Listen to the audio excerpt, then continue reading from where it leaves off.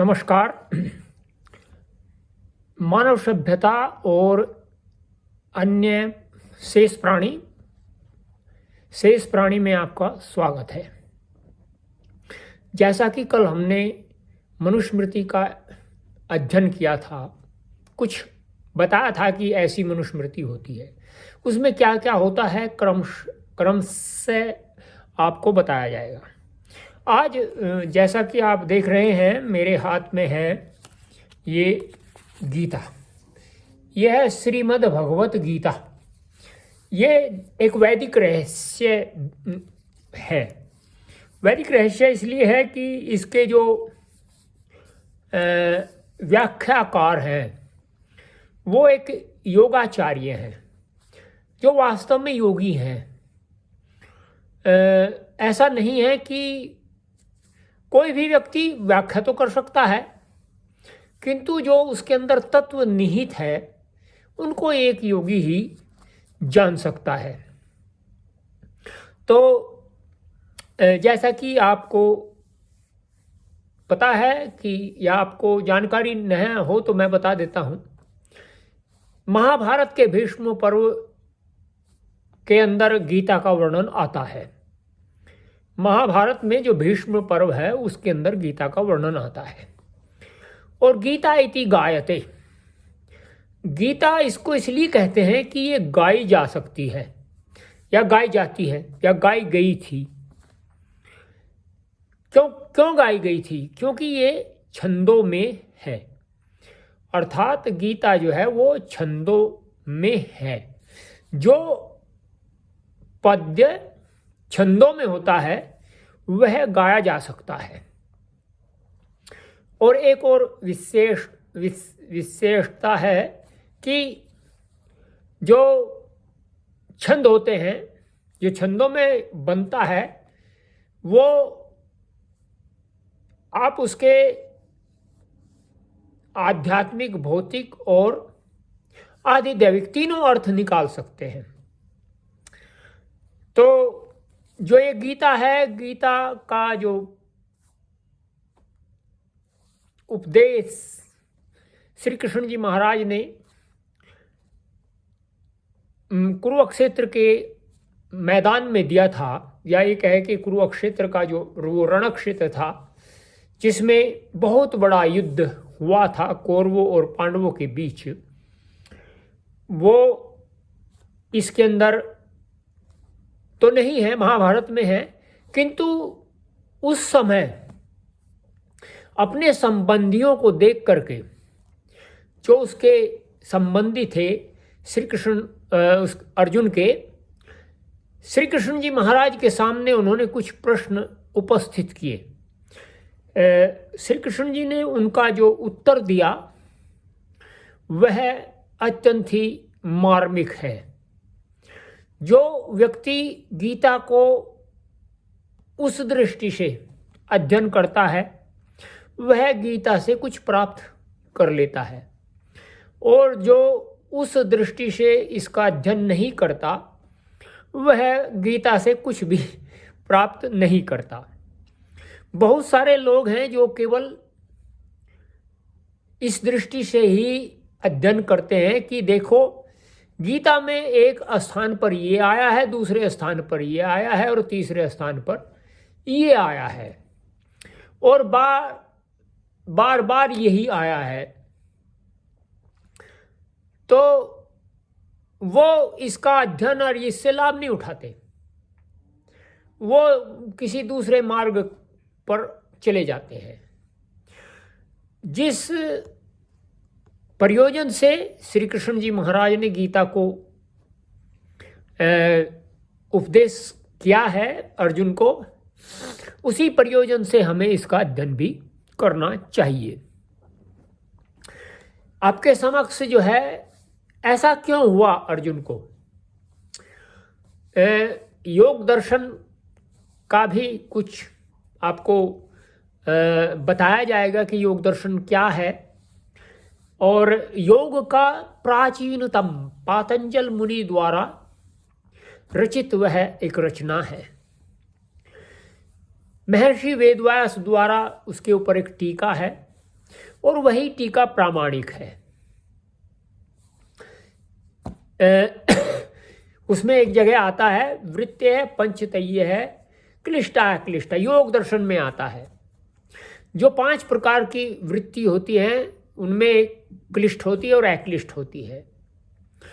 तो उन 5 प्रकार की जो क्लिष्ट वृत्तियां हैं उनसे छुटकारा प्राप्त करने के लिए मनुष्य को योग का सहारा या अवलंबन करना पड़ता है, तभी वह योग में आगे प्रगति कर सकता है। यदि वह उन वृत्तियों में डूबा हुआ है या ये कहे कि उनमें से एक भी वृत्ति है उसके अंदर, तो ये समझिए आप कि वह व्यक्ति आगे नहीं बढ़ सकता। ऐसा नहीं है कि जो है आप एक पथ है और पथ को ऐसा, वो तो ऐसा होगा कि जैसे एक पथ है, पथ की जो लंबाई है वो 4 किलोमीटर है और कोई कहे कि मैं तो 3 किलोमीटर ही जा सकता हूँ, शेष जो चतुर्थ जो किलोमीटर है उसमें मैं नहीं जाऊँगा, तो वह अपने मार्ग जो उसका गंतव्य है वहाँ तक नहीं पहुँच सकता। उसी भांति कुछ लोग जो है वो अपने गंतव्य तक नहीं पहुँचते और वे मार्ग में ही इधर उधर भटक करके दूर चले जाते हैं। तो उस दृष्टि से हम गीता का अध्ययन नहीं करेंगे। हम गीता का अध्ययन उस दृष्टि से करेंगे कि जिस उद्देश्य से महाराज श्री कृष्ण जी महाराज ने गीता का उपदेश कुरुक्षेत्र के मैदान में दिया था, वह उद्देश्य सामने रख करके ही हमें इसका अध्ययन करना है। तो जब दोनों सेनाएं आमने सामने होती है, आमने सामने एक इधर और एक इधर, तो अर्जुन जो है वो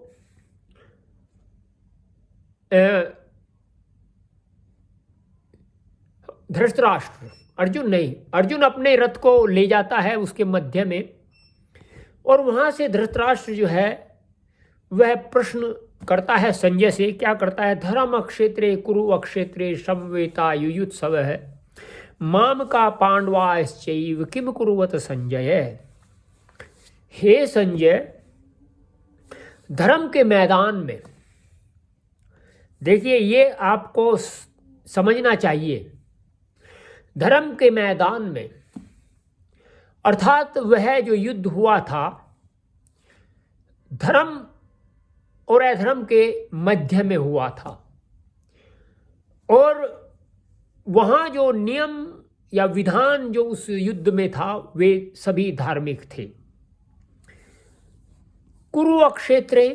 कुरुक्षेत्र में युद्धोत्सव है, युद्ध करने की इच्छा वाले समवेता एकत्र हुए, माम कहा मेरे, पांडवाश्चैव और पांडव, किम कुरुवत क्या किया, संजय, हे संजय, मेरे और पांडु पुत्र जो युद्ध की इच्छा से कुरुक्षेत्र के मैदान में एकत्र हुए हैं उन्होंने क्या किया है। यह जिज्ञासा जो है धृतराष्ट्र को होती है और वह संजय से ये प्रश्न पूछता है। अब इसका जो सार है या ये कह सकते हैं भावार्थ है वो क्या है? धर्म क्षेत्र वर्तमान काल में अति गहन एवं गंभीर चिंतन का विषय है, क्योंकि आज पृथ्वी पर अनेक मतांतरों का उदय हो चुका है।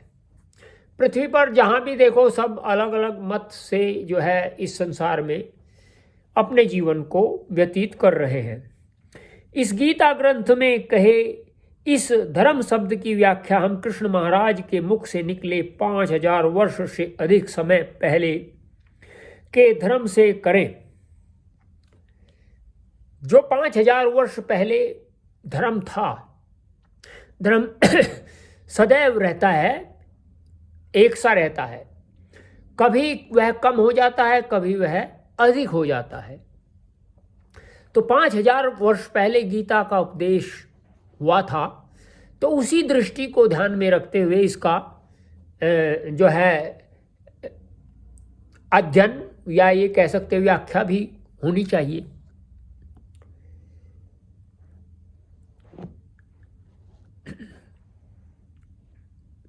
अथवा इस धर्म शब्द की व्याख्या वर्तमान के मतांतरों के अनुसार करें। वर्तमान के मतांतर के अनुसार तो इसकी व्याख्या नहीं हो सकती। यह एक गंभीर चिंतन का विषय है। अतः हम सनातन अविनाशी संस्कृति का त्याग न करते हुए गीता में कहे धर्म, कर्म अथवा किसी भी पद का अर्थ व भाव वेदों, शास्त्रों व उपनिषद आदि ऋषि प्रणीत पुरातन ग्रंथों, पुरातन प्राचीन काल से जो चले आ रहे हैं, पुरातन का अभिप्राय जो पहले, नवीनतम जो नए होते हैं, अद्यतन जो आज के होते हैं, इसी प्रकार से जो है ये जैसे सुअस्तन जो कल के होते हैं, और हियस्तन जो चला गया उस समय के थे, तो ये इस तरह से होते हैं इनके। अच्छा जी, क्योंकि भगवत गीता में सनातन वैदिक पद्धति को ही अपनाया गया है। यदि हम सनातन वैदिक पद्धति को नहीं जानते और हम गीता को जानना प्रारंभ कर दे, तो हम गीता को नहीं जान सकते। पहले तो हमें सनातन पद्धति को जानना पड़ेगा और तभी हम गीता को जान सकते हैं। बहुत सारे लोग होते हैं जो, जैसे कोई व्यक्ति कुश्ती के अखाड़े में जाए और वह कुश्ती करना ना जानता हो, तो जाते ही क्या होगा, ये आप समझ सकते हैं। तो उसी प्रकार से इसका जो अर्थ है गीता का, और गीता जो कह रही है उसको यदि वेदों, शास्त्रों और उपनिषदों के अनुसार इसका अध्ययन करे, तभी मनुष्य इससे लाभ उठा सकता है। और यदि वह उपनिषद, वेदों और शास्त्रों के अनुसार इसका अध्ययन नहीं करता, तो वह इससे लाभ नहीं उठाता, वह उलझ जाता है।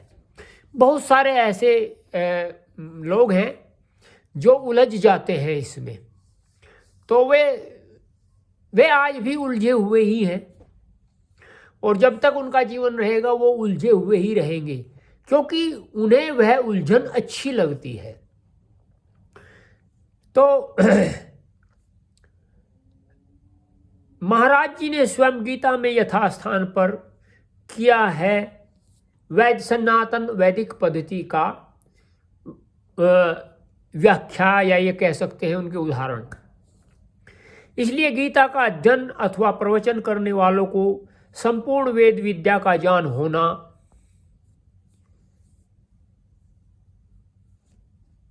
आवश्यक है, अन्यथा गीता के श्लोकों के अर्थ का अनर्थ हो जाएगा। अब देखिए कितनी गहरी बात है कि जो गीता के श्लोक हैं उनका अनर्थ हो जाएगा।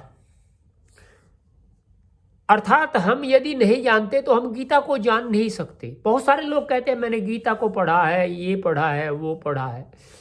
एक सज्जन थे, वो भी कह रहे थे मैंने गीता के अनुसार धर्म को अपनाया, गीता के अनुसार धर्म को अपनाया। अब उनकी जो दृष्टि थी देखो कितनी संकुचित थी। वो गीता के अनुसार धर्म को तो अपना रहे हैं, लेकिन ये नहीं पता है कि गीता जो है वो किस धर्म का अनुसरण करती है और किस धर्म को सामने रख करके श्री कृष्ण जी महाराज ने गीता का उपदेश किया।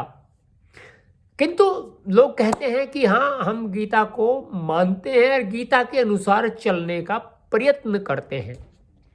अब गीता के अनुसार वो कैसे चल सकते हैं, ये आप सोचिए, कितनी हास्यास्पद स्थिति है। अत्यंत ही उपहास की स्थिति मैं कह सकता हूँ। तो आपके समक्ष इसी प्रकार से इनका अध्ययन होता रहेगा और अन्य वीडियो भी आपके साथ में आपको प्राप्त होती रहेंगी। आप इसको इंस्टाग्राम और फेसबुक पर भी फॉलो कर सकते हैं @सत्येंद्र मलिक के नाम से। तो और ये जो चैनल है मानव सभ्यता और शेष प्राणी, इस पर भी आप इसका अध्ययन का आनंद ले सकते हैं। आनंद का विषय है। और देखिए बहुत सारे विद्वान हैं, बहुत सारी अच्छी अच्छी बातें हैं उनकी। मैं तो यही आपको एक परामर्श दूंगा कि सभी विद्वानों के द्वारा उनका अध्ययन या उनके द्वारा की गई व्याख्याएं या उनके द्वारा किए गए प्रवचन उनको सुने, जिससे आप लोगों का कल्याण हो सके। यदि आपको ये बातें अच्छी लगी हों तो आप इस चैनल को सब्सक्राइब करिए, कमेंट करिए और लाइक करिए, ज़्यादा से ज़्यादा शेयर करिए और इंस्टाग्राम और फेसबुक पर फॉलो करिए।